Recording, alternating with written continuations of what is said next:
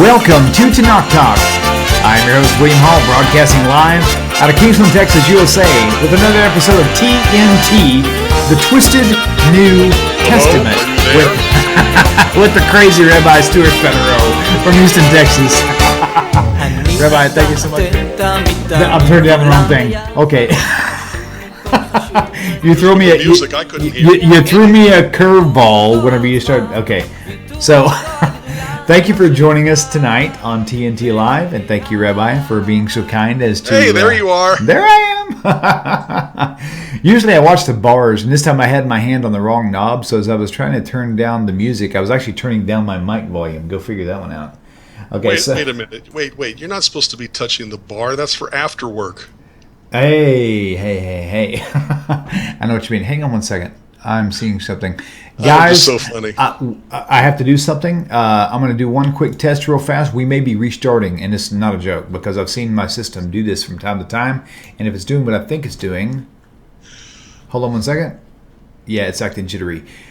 Ladies and gentlemen, do not turn your computer off. We're going to reboot, restart. It'll only take me about 1 minute, so sit tight. I'm going to log off. We're going to start right back up again. Same exact thing, except this time we won't have a sound issue. Bye. It was nice talking with you. Bye. Great show tonight, Rabbi. Thank you so much. It was one of the best we've ever done.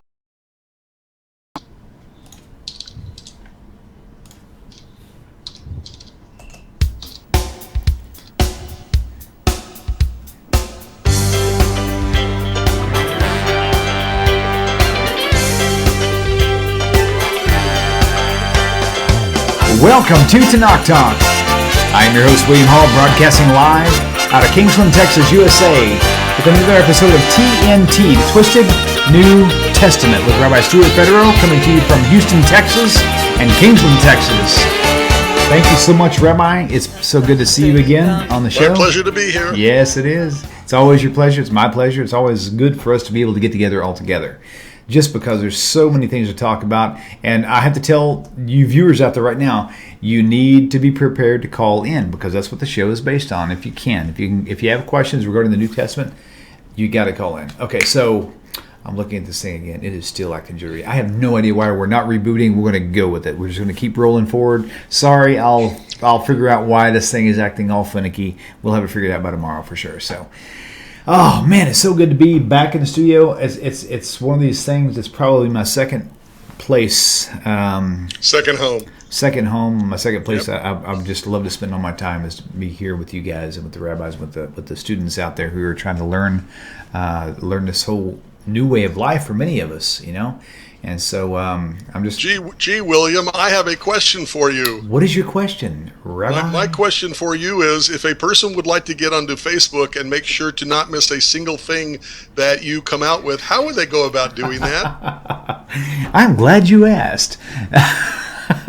Okay, people do send me messages weekly saying, what happened to today's show, or was it delayed? Is it not going to happen? And the answer is very simple. If you will go onto Facebook and you will look up Tanakh Talk on Facebook, go there and open up the events page. You can actually subscribe to the events. And if you do that, every time I change a schedule, whether it's 15 minutes or whether it's a week, we postpone something, your Facebook will alert you every single time I make a change. So that's going to be the secret right there.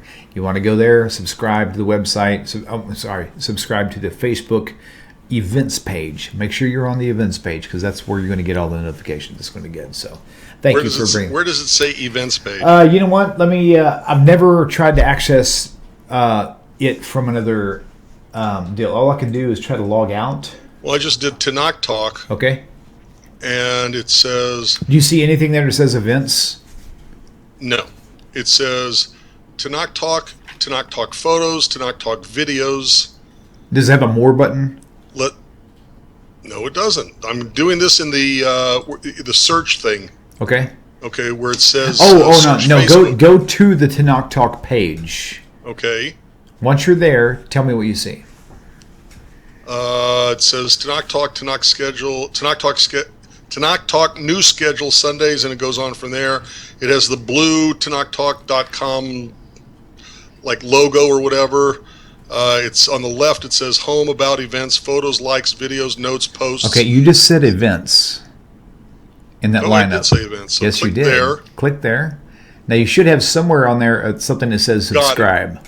Okay, so on the far left it says events. Nice. And where is it supposed to say? Subscribe. It should be a button of it. Once you click on events, it'll show you the events, and on that events page, you should see a subscribe button. Got it. On the upper right, under where it says shop now. Okay, I've never seen what you see because I'm the creator of the page, and I don't see what everybody else sees. So you can describe to them what you're seeing. All right. First of all, you go to the Tanakh Talk Facebook page. On the left, underneath the dark blue Tanakh Talk starts now squarish picture, it'll say Tanakh Talk, and underneath that it'll say Home, About, and Events.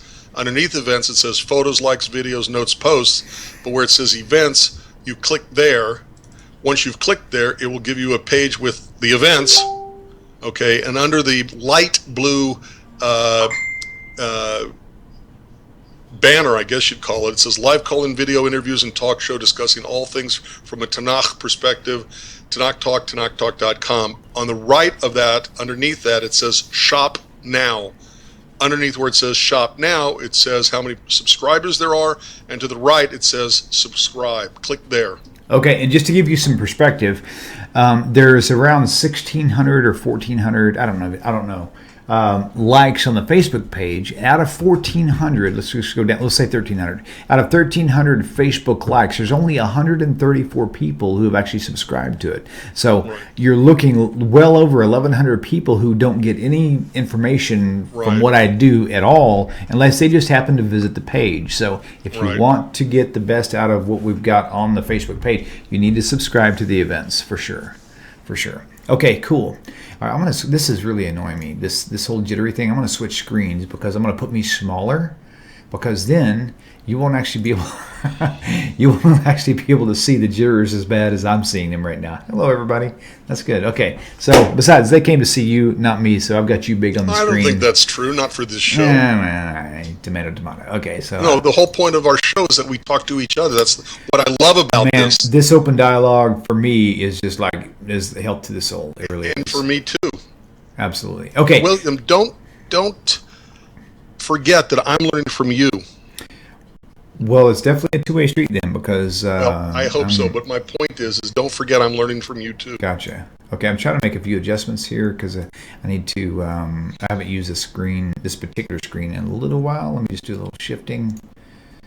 Okay, bear with me, people. Pardon me. I'm just trying to deal with a last-minute issue with the jitters on the screen. So Hey, don't have the too much coffee. maybe that was my whole situation with the computer. Maybe somebody spilled coffee on it. Okay. Oh, there we go. That's better. Okay, I'm trying to get some stuff that's not blocking you. Okay, that right there should do. So if you will watch your screen, you will see some adjustments slide into place, like right about now. That's better. Okay, so now I'm jittery, but it's not as bad because I'm much smaller in the screen. Okay, so first thing I want to bring up, Rabbi, is this. I've just had the most amazing conversation with someone on Facebook. You are much nicer than I am. No. What I'm fixing to tell you, you're totally unaware of. Oh. We're going to cover In that case. that part in a few minutes. Okay. So what I want to share right now is something that happened about 2 years ago. Is when I really left Christianity completely. I totally went public. I told everybody, that's it. No more Jesus for me. I'm literally going all Tanakh, and that's it. And that's whenever all the immediate persecution came with the Messianic teachers. You know, one guy came to my house, threatened me. Well, he didn't threaten me. He put a metaphorically sort of a scenario with Pinchas and driving a spear through me and my. It was crazy. Watch my testimony about a year and a half ago. You'll see the whole story. So I'm sitting here thinking about all of these things going on. So right around 2 years ago, this happened. During this time, right after I realized that my life wasn't falling apart, but that Hashem was actually rewarding me and my wife for making the choices that we were doing, I started becoming more vocal on Facebook. Well, as I started becoming more posting things crazy, I was posting things like every other day there was something, I was just, maybe even every day, I don't remember. All I know, it was enough to catch the attention of this one particular person who was very much, I pictured this person kind of like the Apostle Paul. This is a lady, though, like the Apostle Paul. The Apostle Paul was theoretically, or of course, according to the story, he was Jewish and he was persecuting Christians. He was like anybody who claimed to even follow Jesus, he would find, intense persecution or even have you murdered or whatever the case may be. And so, not that this lady has ever killed anyone, but emotionally, she had a very, very good knack. She was taught well. She was very well studied. And speaking of studied, she was very, very well studied in her approach to things, and she was very much like the Apostle Paul in the way she dealt with people who didn't believe in Jesus. And so anyway, what happened was she created this list. And some of the viewers out there will be aware of this list when I tell you the name of it. It's called the blacklist. The blacklist of people you want to avoid if you are a New Testament believer. And of course, the obvious reason would be because we could pollute the way you think, and next thing you know, you could become an apostasy and fall away from Christ and all this other stuff. And so she created this blacklist. I, among others, were actually on this list. And this is before Tanakh Talk even began. It was just because of my high activity on Facebook posting anti-Jesus statements. And so she put me on this blacklist. Jono Vandor, and Jason Spiritual Babies, we were all on this list. And just for whatever God's plan had, she came out. She through all of this stuff, that's activity that's going on with all the videos. I'm sure she probably seen a lot of Jonah and Jason's. And by the way, just letting everybody know, Jason Spiritual Babies, Jonah Vandor, they've got great programs. You need to go and check out their website, spiritualbabies.net and truth2u.org. That's truth. The number. And how does it go? The truth, the number 2, the letter U. .org. Go there, man. Check out their stuff. They are so busy doing the same thing that we are here at Tanakh Talk. But anyway, so we were all on this blacklist, and she was like, man, like I said, the Apostle Paul in her zeal, in her approach, and she was so passionate for Jesus and so passionate for her approach, and she was willing to stop at nothing to make sure that no one interfered with that, and she kept studying. And she kept studying. And before dangerous. Studying makes you blind. How many people out there know, if you have any clue in your brain whatsoever, you know that the more a doctor studies, he becomes blind and he knows nothing. Doesn't that sound stupid? That's what the Christians say about people who study. You study too much, then you become blind. This is the most ridiculous thing I've ever heard. So this beautiful lady, this wonderful woman, and her husband, David, and her whole family, here's what's really amazing. Not only she came out, but her whole family did. Not only her family did, but she's influencing she's got a small community of maybe 12 to 16 individuals who are strongly following her because she's so well studied. She's presenting everything out so eloquently, and they get it. They're wrapping their head around it. She's pulling them all out, and it's just a moment. Yes, it's a beautiful thing. We are going to do a testimony on her soon. I will not tell you when, because it's going to be just when it comes out, you'll know about it. So with that said, thank you. And I'll pop the bubble. Sherry Dillon is her name. It's spelled like cherry with one R. Right. Sherry Dillon. Okay, the blacklist, the infamous blacklist from several years ago. I'm probably sure you were on it, for all I know, Rabbi. Well, actually, for some reason, people like that overlook me because I'm so innocuous, That's because they haven't met you yet. Right. Oh, man. Either that or they know about me, but I'm insignificant. So. Okay, moving on. Okay, Rabbi, what we have... Oh, I hit the wrong button here. Hang on. We have a topic we're going to address tonight. And as soon as I get finished covering up things I shouldn't be covering up, actually, that's what I was looking for. Okay, good.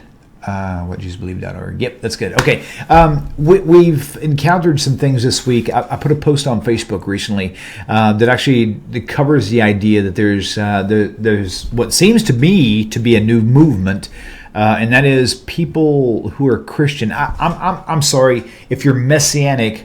To me, I didn't always believe this, but to me, you are a Christian. If you believe anything about the New Testament Messiah, you're a Christian, regardless of what you title yourself. Flatly and clearly. Right, exactly. So, by definition of the term Christian, one who believes in Jesus as the Christ. Right. So the whole idea is there's the movement is there's a lot of people out there who are very well studied who have learned to present themselves as Noahides, meaning someone who is not Jews by convert. They respect the idea they're not biological Jews, and they want to present themselves. Say it again. They're not biological Jews. They're just presenting themselves as Noahides. Okay. The Ger movement, right? All right, because your phrasing implies to me, because I'm very sensitive to this issue, that being a Jew is biological, and I reject that concept outright. Okay. So they're presenting themselves not as Jews, but rather as Noahides. Right. Okay. All right. And maybe there's obviously we're going to disagree on a lot of things, but one thing I don't think we'll disagree on is that these little cherries that I'm eating, these are fantastic. They're not seedless though, but okay. Oh, you got to be careful with the pits. Pits, especially if you don't. As they say, life properly. is just a bowl of cherries, but watch out for the pits. Okay, sorry, this is kind of my dinner.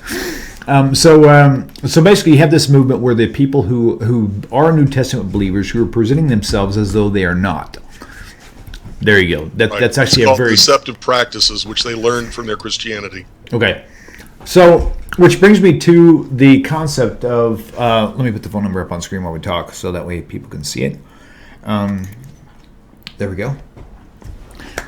So what I want to address is there's people out there who will, again, they say that they're not New Testament believers, but they put a completely different spin on the whole New Testament so that they don't fit themselves into Christianity. They don't fit themselves into Messianic Christians, whatever.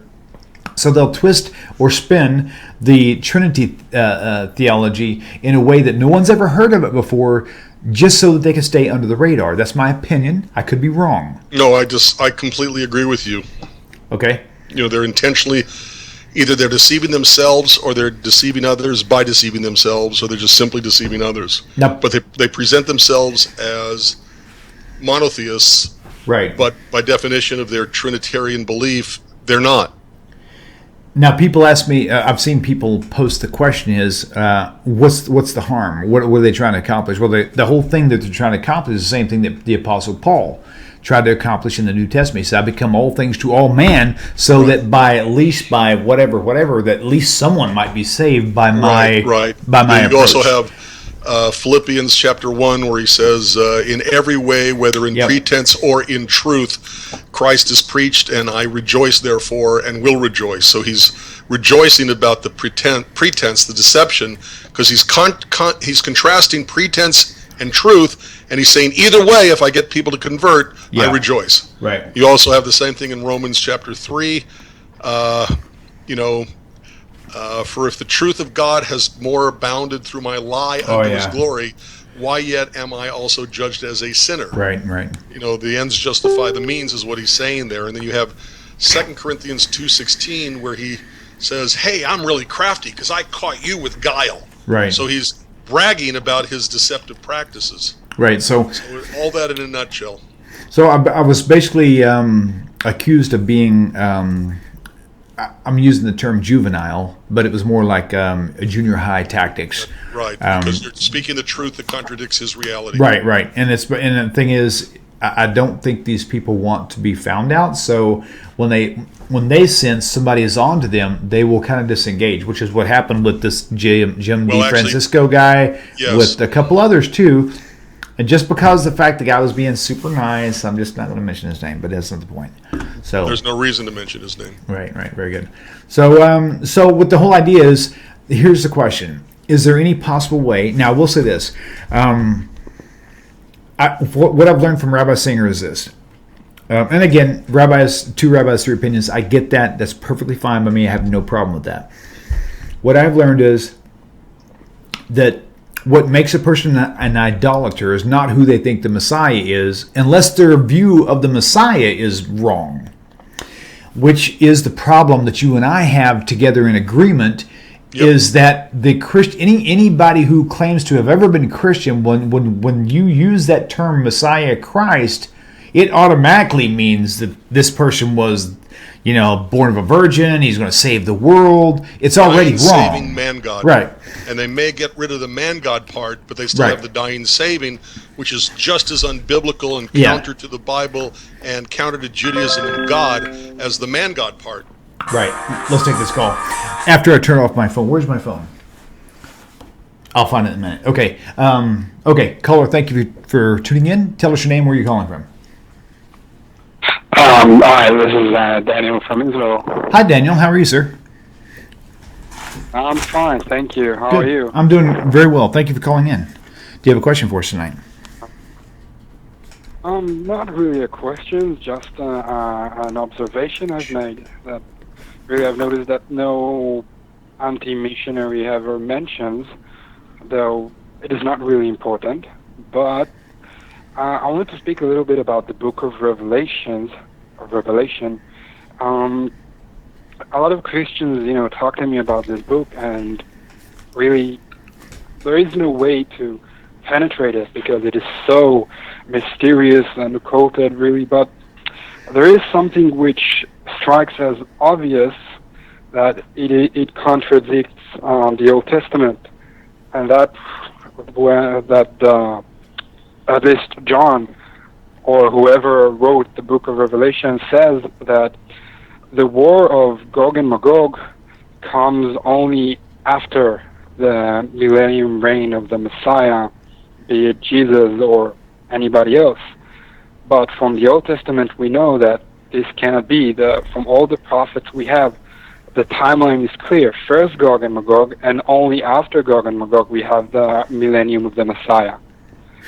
So, all right, not necessarily, because once you get to issues that are purely interpretive, you can in fact get disagreements on the chronology of when these things happen, in what order they happen, and this kind of thing. So it's not, you are probably overall correct, but not necessarily completely correct.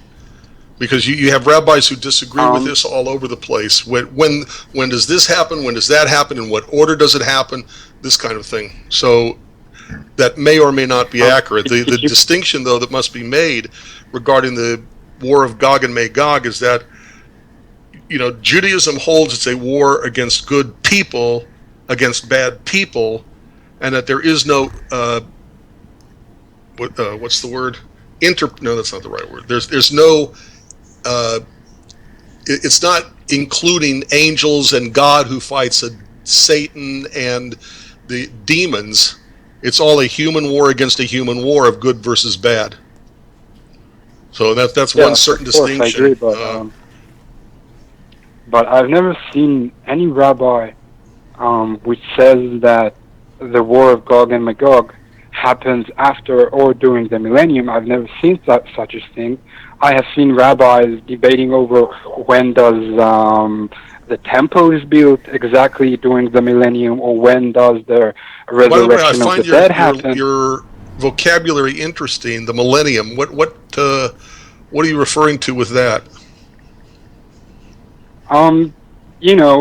I have been in Messianic Judaism. I'm myself a Jew. Because that I know of, we don't speak in terms of a millennium. Okay, let me ask a question real fast. Periods of times, but calling it a millennium is rather Christian. And second of all, calling my Bible the Old Testament is also highly indicative of. Okay, let me ask a question. This is important for everybody here, me, you, the viewers. Rabbi, no, I want to say something. Daniel, if you don't mind, let me ask you a question real fast. Where do you stand theologically right now? Are you a Messianic, or are you a Jew? Only Tanakh? Orthodox Judaism. You're no longer Messianic. You're no longer New Testament. That's perfect. That's what I want to know. Okay, no. So you learned that the language. When I start proving it, that I'm no longer Messianic. Okay, good. And when I say and when I say millennium, or you know, it's conventional language. Right, I totally agree. Okay, I completely get it. Right. Even Rabbi Singer says Old Testament. Yeah, you're right. He Conventional language, does. and that's how the Jews understand. Yeah, that's very true. So Rabbi, just to clarify too, Daniel has called in. Daniel, you've called in. I think you've talked to Rabbi Singer too, right? So basically, Daniel used to be Messianic, but he's no longer. He's an Orthodox As I said, Jew. blessed is the one who returns. Baruch HaChozer. Amen. So with that cleared up now, so his terminology is specifically for the audience's needs, not necessarily. And I understand that, and I understand that's why other rabbis may use that vocabulary, but I try not to use vocabulary that to me is inherently insulting to my religion. Right, and his too. Obviously, Daniel as well. So very good. Okay, Daniel, go ahead. Proceed with your question or your analysis. So I would like the rabbi to point me to where to the rabbi debate whether Gog and Magog specifically happen in any time that is not prior to the No. I'm not saying it definitely is. What I'm saying is that overall you have it's disagreement on little things like what the chronology is, what happens when, I know, like I said, which happens first, this kind of thing. Yeah, like I said, the building of the temple, the resurrection, exactly, this stuff. Right. Yeah, I've seen it debated. Right. I've seen it debated, and for good reasons, because exactly the scriptures are not 100%. I'm not 100% clear, but on the point of Gog and Magog, I think it is 100% clear that Gog and Magog happens before the official reign of the millennium of the Messiah starts. And now I have changed my language. Right? No, that's fine. But I think you're right, because the end of the war of Gog and Magog begins the establishment of that reign. So that would only make sense. And I think that it begins and I think you have to have the war before you have the rebuilding of the temple. Exactly, I see it. Yeah. Right. So that only makes sense. News now. In fact, when I look at the news now, I honestly 100% believe that we are doing the Gog and Magog war. At least the first stages of it, where we see the entire world fighting against the entire world. Everywhere on earth. Specifically in Syria, we have, Christianity fighting with Islam, and how it is presented, it's quite strange. We see that Sunni Islam is backed by Western Christianity, at least, or the capitalist side of Christianity, which is Western Europe and the United States. It's fighting Shia Islam, which in turn is backed by the Soviet bloc of Christianity, Russia, and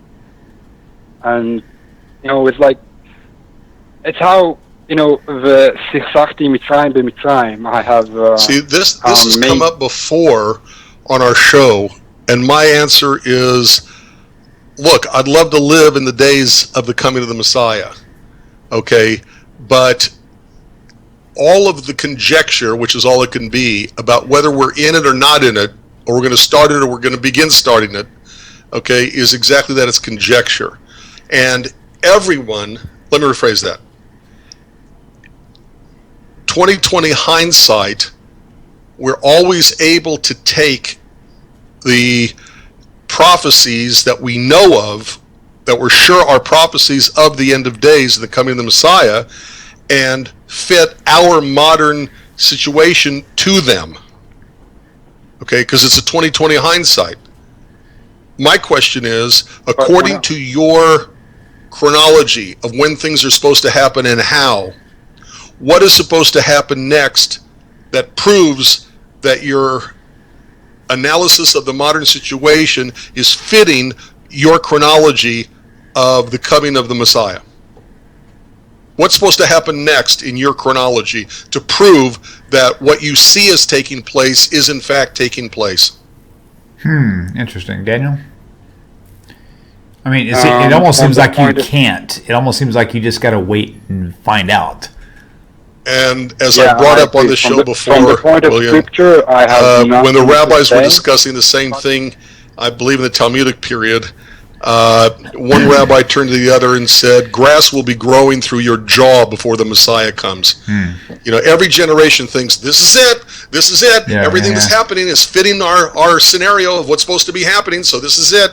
I will say to side with Daniel a little bit, it does kind of look like there's a lot of stuff coincidentally that seems to be fitting that profile. Well, Daniel, I hope you're right. I'll believe it is. Okay, Daniel, go ahead. Tell us what you're going to say. But I understand, Rabbi. He just doesn't want us to be let down. Yeah, true. Exactly, We because might be what let down. happens after people get this fervor and it doesn't happen is that people start saying, well, Judaism must be wrong, God doesn't exist, we've had it wrong, and it creates more disappointment and lack of faith when it proves to be wrong. Then the whole movement of people saying it is correct, this is it, creates them. Daniel, I think it creates more disappointment. But Rabbi, don't you think that the internet is something we never had before? So I mean, it's different. It's not the Why same is as it it used to be. different? 100 only years means ago, that 200 years communication ago, is 1,000 years faster. ago. Things happen in God's Yes, time, but- not in internet time. But this adds up. But doesn't it add up with what the Kabbalists say, that in order for redemption to come, there must be some sort of global discussion about everything, which is the berur. What is the English word for berur? I don't know it. If the rabbi could translate. I think you're the destruction. I can't hear you berur, actually berur, too well. Levarer. Berur, levarer, like livror. Creation? No, not livror. Livror, bet resh vav resh. Clarity. Yeah, Being sort clear, of. being like the angel says to Daniel, many will try to understand and to make sense of it. right.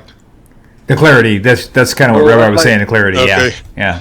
That sounds about right. A sort of purification through You fire have or to something. understand. Okay. So the I have a very Guys, American accent. let me jump in here real fast, okay? Because our show is limited to only an hour. I'm very grateful, Daniel, that you brought that question up, because personally, I never even considered that before. So it's really nice that we've actually have some more stuff to think about. I'm going to open up the phone lines though, because we've only got about 25 minutes left, and we want to cover more questions as we can.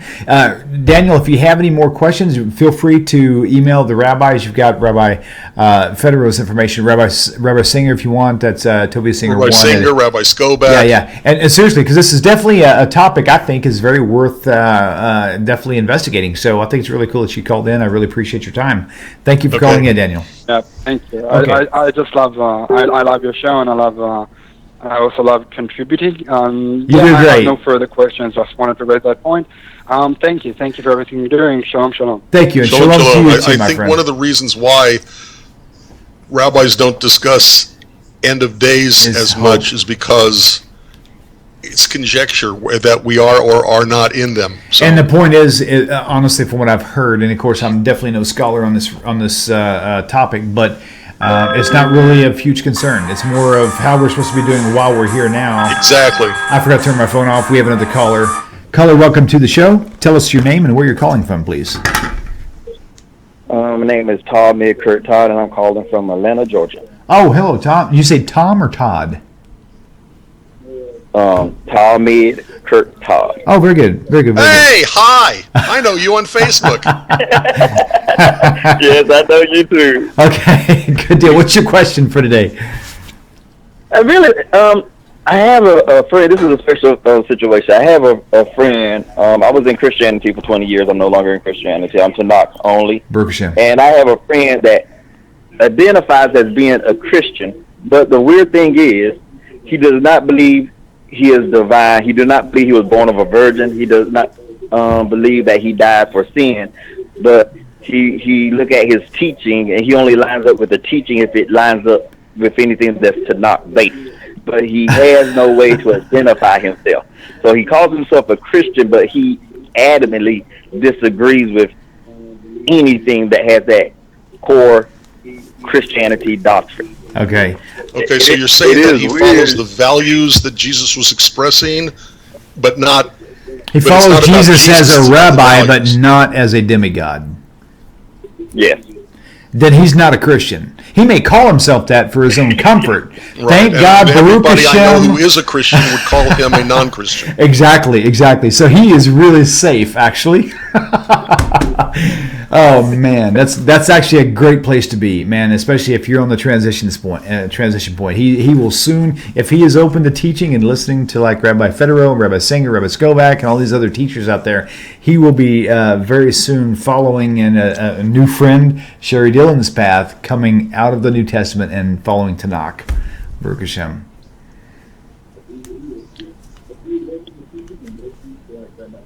He's listening to the show. Wait, I can't hear him anymore. That's okay. Are you still there? I'm still here. I'm sorry, I'm here. Because I'm kind of like in awe of listening to everything going on in front of me, but we already had that conversation. Yeah. So here's what you want to do. You got to understand something. What you're seeing on the internet is about 20 seconds behind what's happening. So while we're talking, go ahead and turn your speaker down so that way you can't hear anything. It'll distract you less. That way you can kind of hear us as we're talking to you on the phone. Does that sound good? Oh, yeah. Okay, cool. Yeah, Cool. So your friend is actually in a great place. Oh, yes, because I be telling him that, but he just like, I can't, he don't want to identify himself with being, he don't want to say, it's fear. I'm a Jew. He don't want to say, I'm that. He feels, he said, since I believe in Jesus, he said, the only thing I can say is that I am a Christian. But he said, I don't believe Let me ask you a anything that's question. Christian. Every time I've met somebody like this, they are so close, but they just can't seem to let go of their Jesus. In other words, theologically, they have no connection with him. They may like his morals and ethics, but there's an old saying that everything that Jesus said was old was not. Everything he said that was new was not good, but everything that he said was good was not new. Okay, but for some reason they just can't make that next step to let go of their Jesus. It's a fear factor. Is that the fear factor? Is that what is that where he's at? Yeah, that's basically where he's at, because he's like, because he came out of Christianity himself. Right. Nice. But he was never in it long enough to really be like some people where it's almost impossible for them to just let it go. Right. Because, there are a number of books that he may want to look at that I think may help him let go. And these are books written by Jewish scholars that basically show line by line by line by line the Jewish sources of the good things that Jesus was supposed to have said according to the gospel stories. Okay, now we don't know what Jesus actually said. We know nothing of the actual Jesus. We only know what the writers of the New Testament want us to know. Yeah, because Jesus never wrote anything himself, so. Right, but there's certain things that leak through, so to speak. Right. So there, I'm horrible with names, but there are books about the rabbinic sources of Jesus' statements, and this will help him see, as the saying goes, that everything that Jesus said that was good wasn't new and is actually found in the Judaism that predated Jesus. Right on. And I think that might also help him, let go of his Jesus. The cool thing about it is, Tommy, is that he is at this point right now already primed, and the ground is totally fertile and waiting for your input. I would keep dropping seeds on him to further confirm what his suspicions are. Yeah, mustard seed of new faith and mustard seed of doubt. And he will eventually follow those out, and that will actually plant, because he's already his brain is already ready for this. Yep. And you're the perfect planner for it, man. So just stay with him. Just keep feeding him good positive information on Tanakh. And just keep shuffling the truth. And Rabbi didn't say this, but he had a great opportunity to. The book that he wrote, Judaism and Christianity, a contrast. You are kind. Is a very, really good, easy read. It's not a very thick book. It's very readily available. You can get it on Kindle, Nook. You can buy the hard copy through Amazon.com. Judaism and Christianity, a contrast. It's absolutely wonderful. And if you want to and if you want to go for a little thicker version, go for Rabbi Tovia Singer's Let's Get Biblical He's got 2 volume set with CDs, the whole 9 yards. Covers almost covers everything. We've had so many new episodes now that he's got to make a volume 3. So and good, and I look forward to that. But I think that Tommy's friend, okay, he's already not believing in Jesus.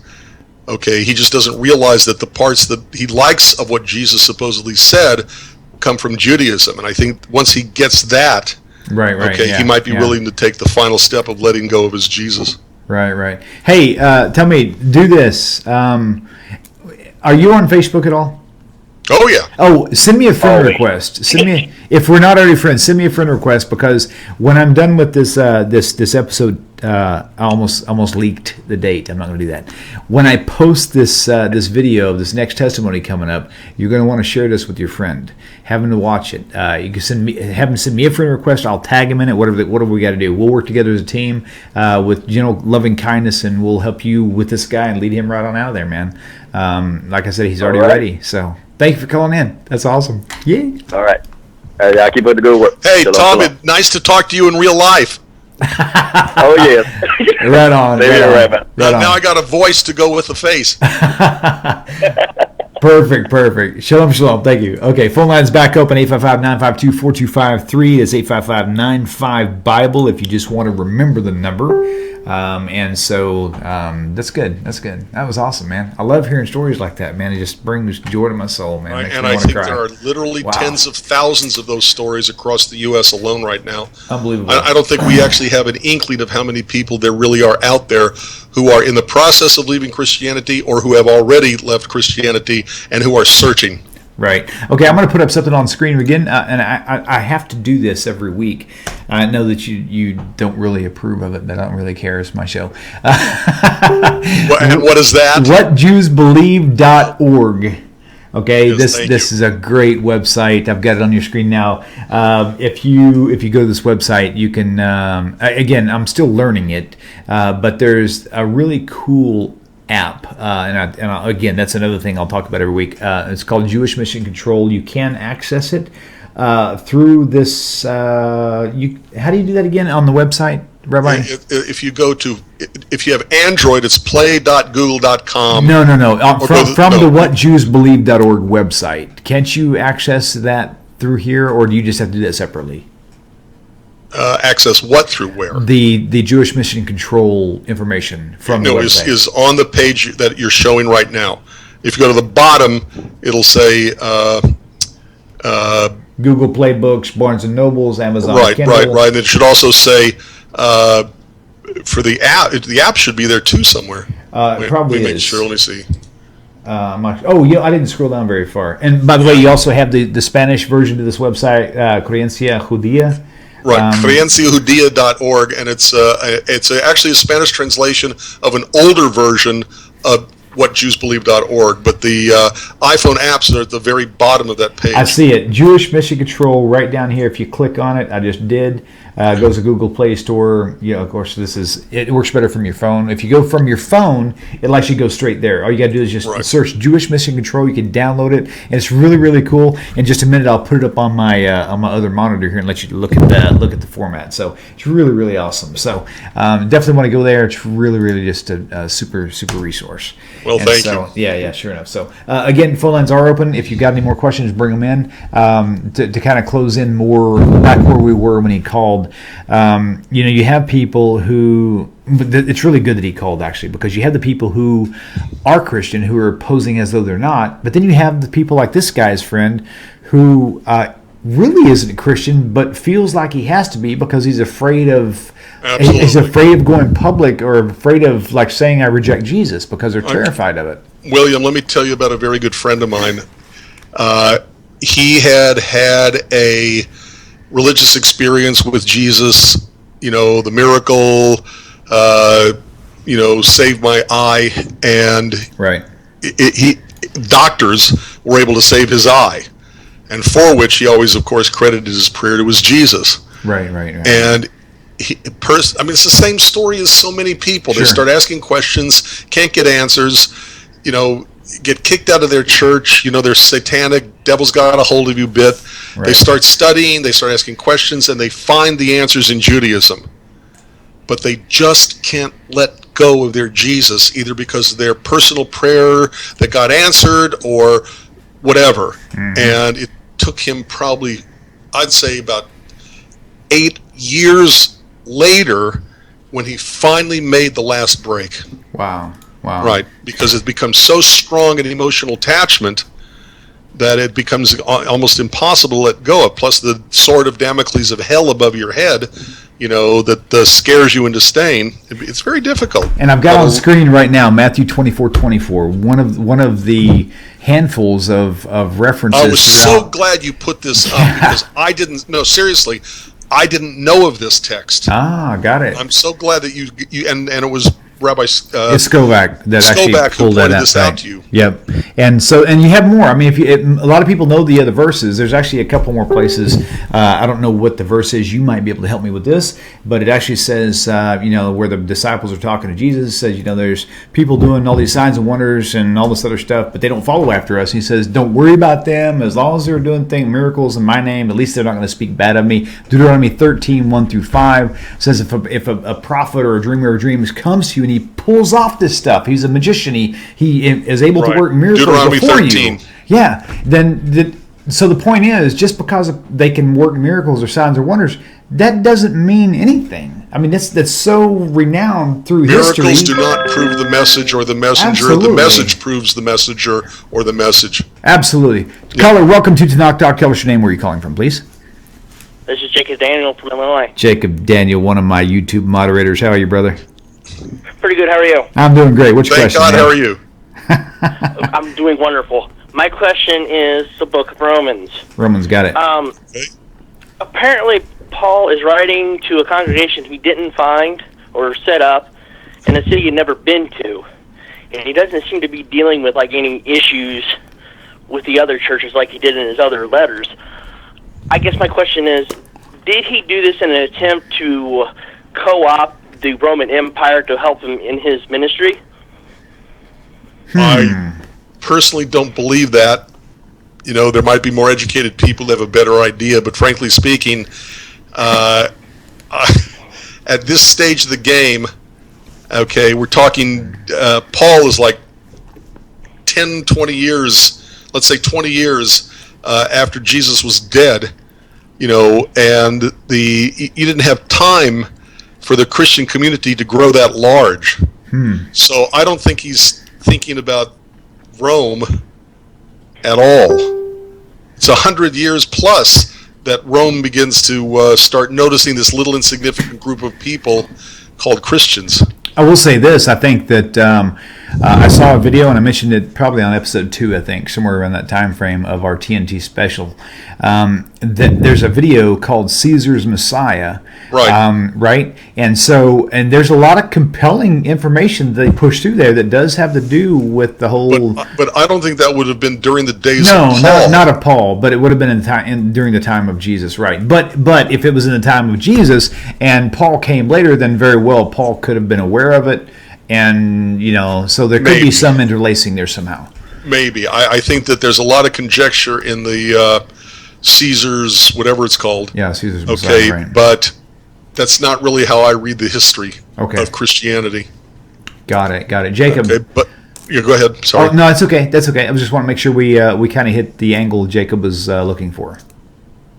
Yeah. I just always thought it was a strange book that he was writing to people that he'd never met, and he had no idea what it was about, but he felt compelled to tell them everything that they should know. Right. I just always thought that was weird.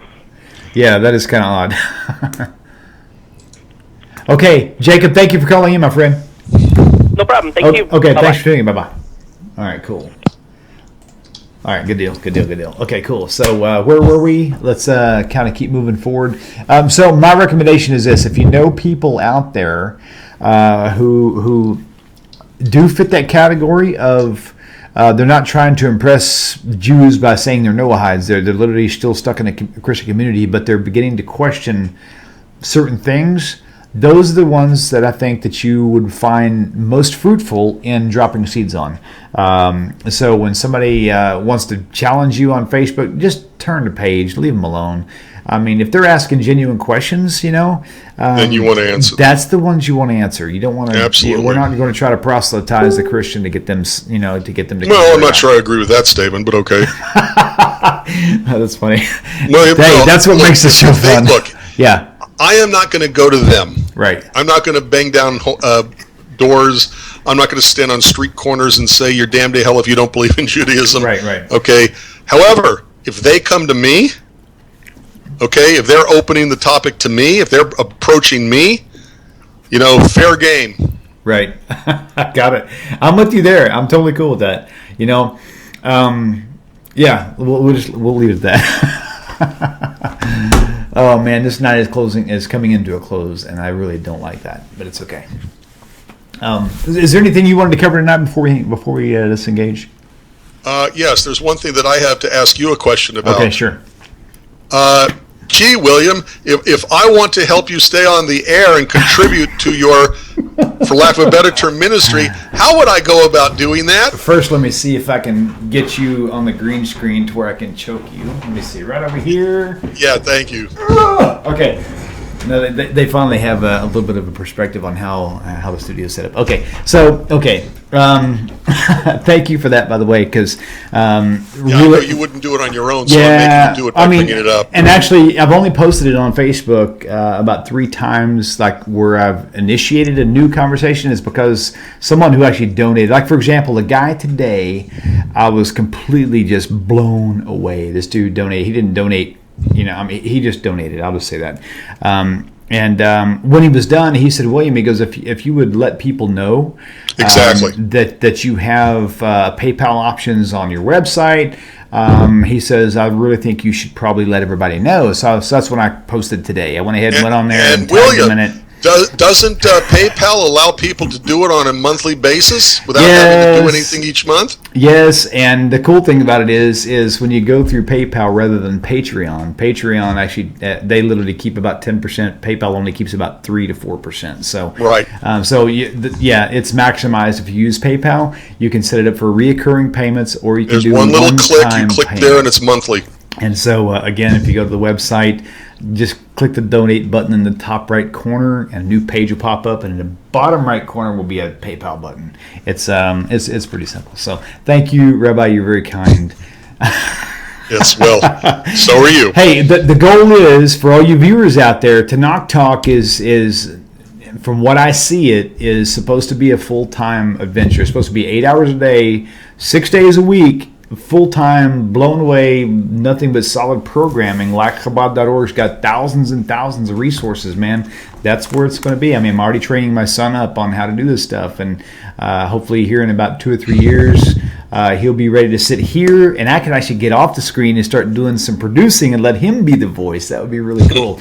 But ultimately, Tanakh Talk, it's not going anywhere. It's going to be around. It's sticking around. Thank God. So, and thank you. Yeah. It's really, I'm just a shadow of this whole thing, man. So I'm just grateful to be a part. So so am I. Yeah, I need to pull up Joe. What song do you want to hear tonight, Rabbi?